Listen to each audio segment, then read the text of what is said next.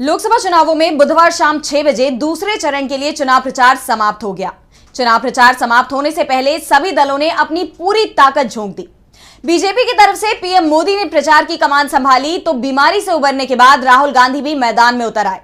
तो कहां होना है चुनाव और 2019 में इन सीटों पर क्या थी स्थिति, देखिए ये रिपोर्ट। 26 अप्रैल को लोकसभा चुनाव के दूसरे चरण की वोटिंग होगी। 12 राज्यों और केंद्र शासित राज्यों की 88 लोकसभा सीटों पर मतदान होगा, जिसके लिए 1206 प्रत्याशी अपनी किस्मत आजमा रहे हैं। दूसरे चरण के चुनाव के लिए बुधवार शाम 6 बजे चुनाव प्रचार समाप्त हो गया। जिन राज्यों में चुनाव होगा उसमें सबसे ज्यादा 20 सीट केरल की है। राज्य की सभी सीटों पर एक ही चरण में वोटिंग कराई जा रही है। केरल में 20 सीटों पर 194 उम्मीदवार मैदान में हैं। इसी तरह से कर्नाटक की 14 और राजस्थान की 13 सीटों पर भी वोटिंग कराई जाएगी। महाराष्ट्र और यूपी की 8-8 सीटों पर वोटिंग होगी, जबकि मध्य प्रदेश की 6, बिहार और असम की 5-5 सीटों पर भी वोटिंग कराई जाएगी।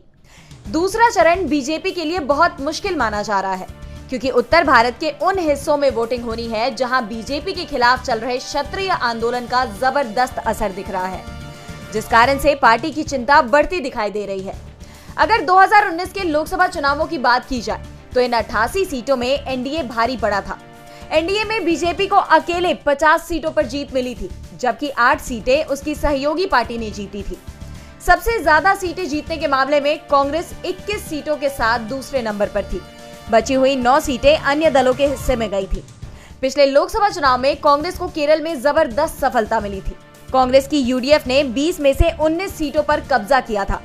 दूसरे चरण में वोटिंग के लिए मध्य प्रदेश की 7 सीटों पर बीजेपी का कब्जा था। बिहार में 1 सीट बीजेपी और 4 जेडीयू के पास थी। राजस्थान और त्रिपुरा में भी बीजेपी की परीक्षा होगी, क्योंकि सभी सीटें बीजेपी के पास है। असम की 3 सीटों पर बीजेपी और 2 पर कांग्रेस का कब्जा है। डीबी लाइव की रिपोर्ट।